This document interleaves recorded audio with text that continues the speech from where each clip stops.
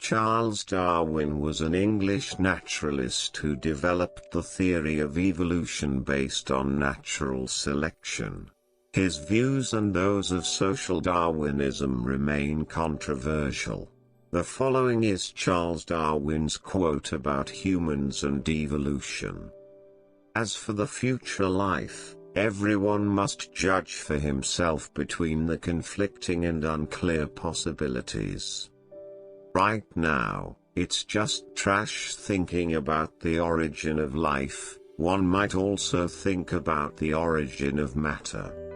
While much remains unclear, and will remain unclear for a long time, I believe that natural selection has been a principal but not exclusive means of modification.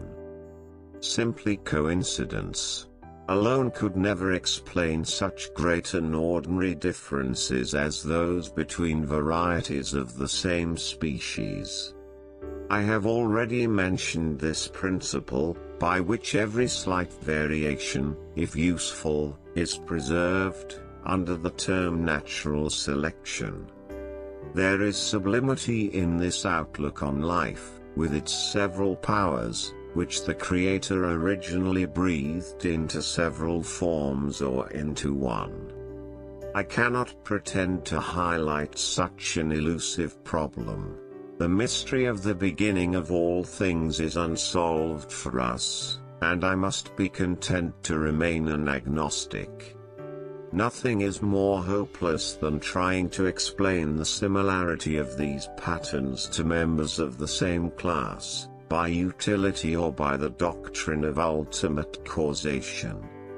Humans descended from furry-tailed quadrupeds, probably arboreal habits. It's not the strongest of the species that survives, it's not the most intelligent that survives. It is one of the most adaptable to change. Now we will dwell in a little more detail on the struggle for existence. Great is the power of persistent misrepresentation, but the history of science shows that fortunately this power did not last long. It may be doubted whether there is a character that can be enumerated which distinguishes a race and is constant. In the future, not far from a matter of centuries, the civilized human race will almost certainly exterminate, and replace the savage races throughout the world. Man tends to increase at a rate greater than his means of subsistence. The essence of instinct is that it is followed independently of reason. One general law, which leads to the advancement of all living things, is to multiply, vary, let the fittest live and the weakest die.